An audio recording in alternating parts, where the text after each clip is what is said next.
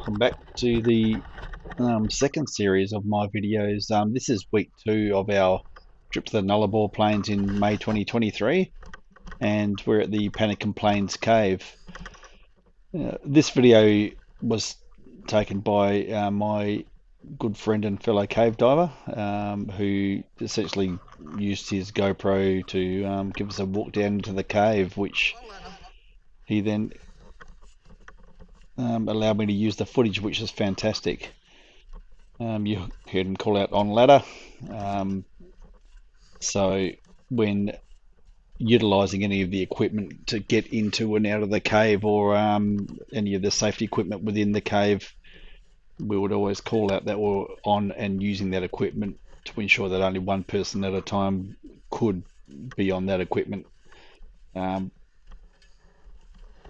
As you can see, it's quite a climb down the ladder, a little bit further than what you would have seen in the last video series at Murra. And this is certainly a far harder cave to get into.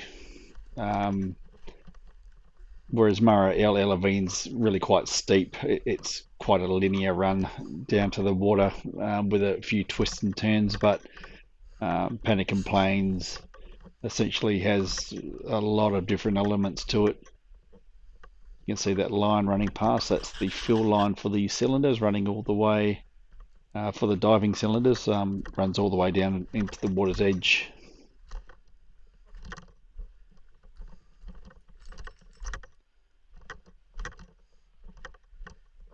You can see the ground at the start is really very unstable. None of these rocks here are essentially very stable at all. You've really got to try and place your feet the best you can, try and place your hands the best you can, so you're on as solid a ground as possible. Or if you put your foot on a rock that's going to move, you place it in such a manner that you're pushing that rock into something that's going to hopefully lock it in. Now, that said, we were here for around a week, and there were no injuries in the entire time. In fact, there were no injuries at either of the caves, which is fantastic. And everybody's observed very closely all the safety protocols that we had in place around descents and ascents in the cave, and the routes that we were taking, and also the equipment that we were using, such as ladders and ropes.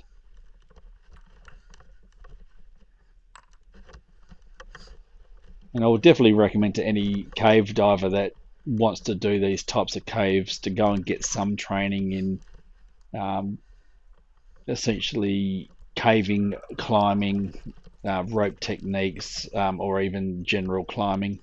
Any of those disciplines would assist you to be a little bit more prepared to attempt these caves. Now, I won't say it's absolutely necessary, because I think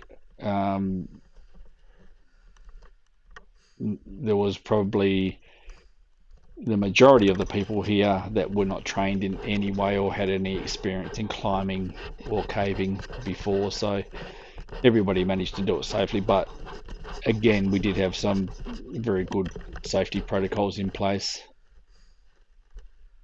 And you can see he's just reached the point where the light goes on. That's because he's about to reach the dark zone. He hasn't quite yet. He's now passing the basket of the flying fox, and that's because the flying fox was configured in two different ways in this cave. So it was running the flying fox down to where you could see it on the ground, roughly down to where you could see it on the ground, delivering equipment, and then reconfigured so it was then lowering equipment down one of the very long drops that goes almost, I think, to the center of Pannakin Plains Cave.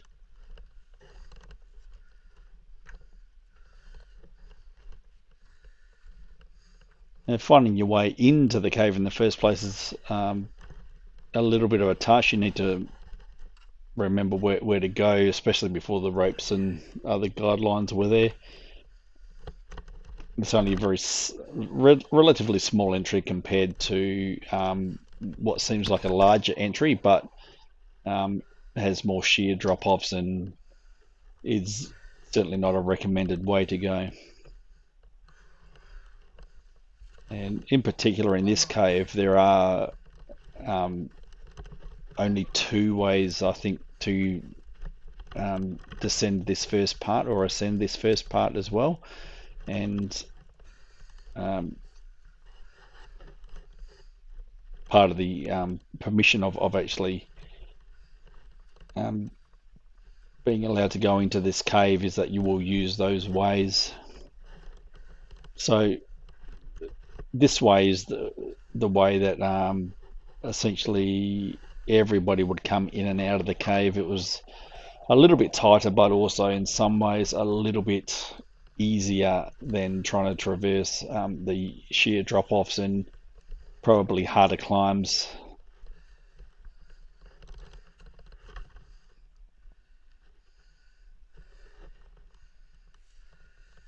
Now we've just moved into the section where it's definitely cave proper.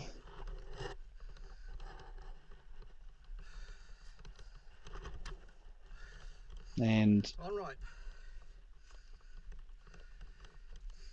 my memory of these ropes isn't very good. I don't tend to use a lot of the ropes, not because I want to essentially have more risk, but I do find because I have some climb training in the past that I do find safer ways around it without using ropes, and ropes, especially without equipment and descending equipment and that sort of thing, can be sometimes a bit more of a chore.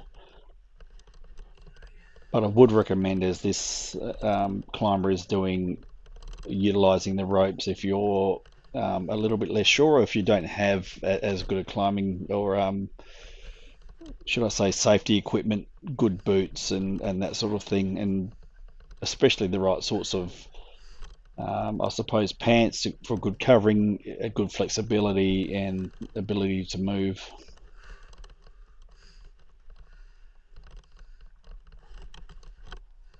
Here we are moving through,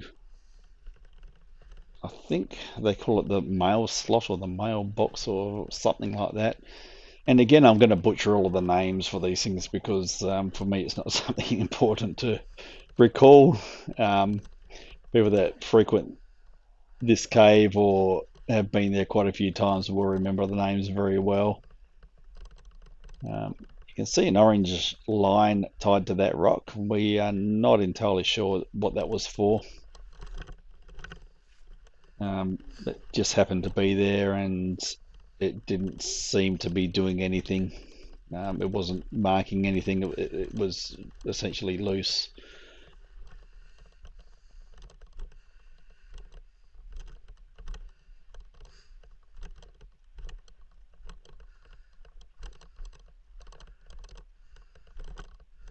As you can see, these sections aren't especially difficult, but they do take a little bit more care than what we needed to take at Murray El Elavine, even though that has some parts where you need to pay particular attention. You can see some reflections on these rocks, and those reflectors are essentially guidelines or markers to show the way. If you see a red marker, that's indicating not to go that way, and these yellow markers indicate the path to follow. Sure, they seem more white in person, but from memory, but on the video they seem a little bit yellow to me. It's probably the effect of the helmet light bouncing off them.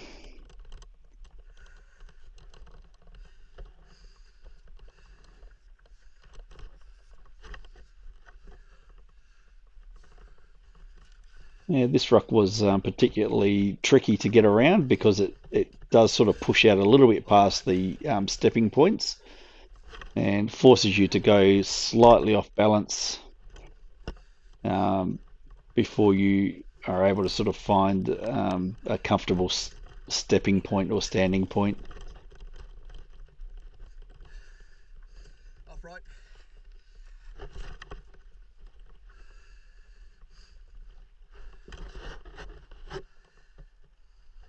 And I think this piece here is what they consider the male slot proper. So before that was climbing down to it.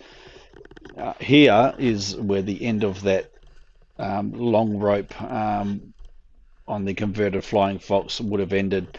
So gear was being piled essentially at the top of this hole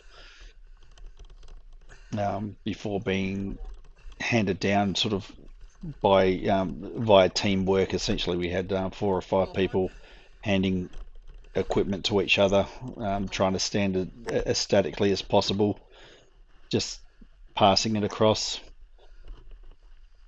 And it seemed to be one of the safer ways to do it, especially for the equipment and kinda on the equipment as well. I did manage to drop one of my bags in this cave, and it went probably about 15 meters rolling down rocks. Thankfully, nothing damaged. All right. And here we are passing through one of the steeper descents.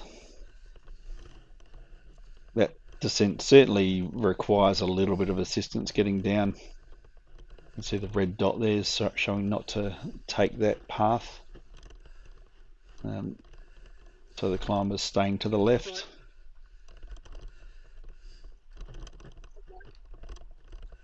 And very similar to Murray Lavine, from the surface down to the water's edge, you're looking at around 92 to 94 meters, according to what my Garmin watch consistently calculated.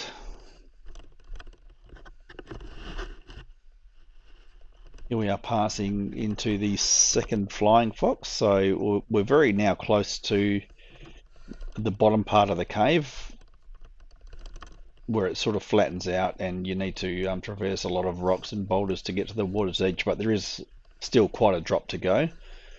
This Flying Fox was manually run, so it would essentially attach equipment up the top here and manually push it down the line until it reached the back of the cave. In fact, this is where I dropped my bag on another day.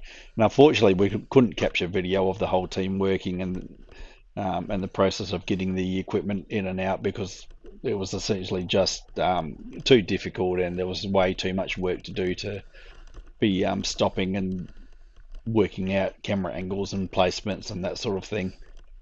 You can see a notice in the cave there that was quite interesting to read. It discussed essentially some of the rare insects that were found inside the cave. From memory, I think it talked about some of the bat colonies that do live in there from time to time. So the bats essentially don't live permanently in just one cave or one place. They do move around. And whilst we were there again, there were no bats in the cave.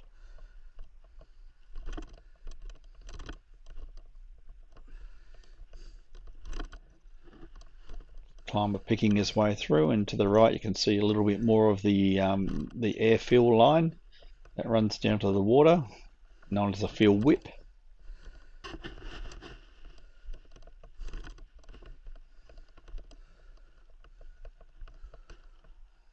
And you can see that white line that runs just near where the fill line is. That white line is an area where the authorities, essentially under the advice of scientists, have said that they don't want people going. So we did stay within those white lines. You might see that that fuel whip is put slightly on the other side, but the reason for that is it's quite tight in places through here between where the white lines run, and we placed that line just out of the way of people coming through, so as not to create any hazards. And to be quite frank, there were enough hazards within this cave anyway, because those rocks at the bottom especially once you reach the bottom of the pitch and start coming into the flatter ground, were extremely slippery. There was a lot of moss, maybe mold, I suppose, on the rocks. A lot of guano, which is bat droppings, and it was just very muddy and slimy. The temperature inside the cave was around 24 to 25 degrees, so reasonably warm, but also very humid, which um, is why everything was so slippery and essentially fairly wet on the surface of these rocks. You did have to be quite careful with your foot placement through here.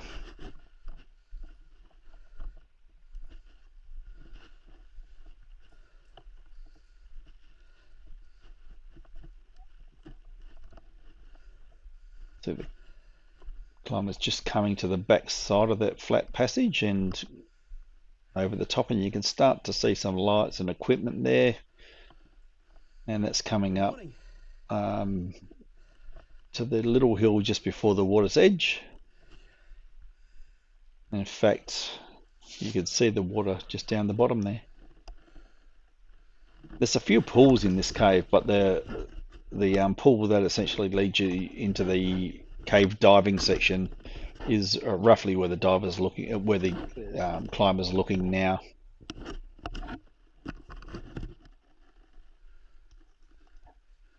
Against a beautiful cave inside, amazingly high ceilings.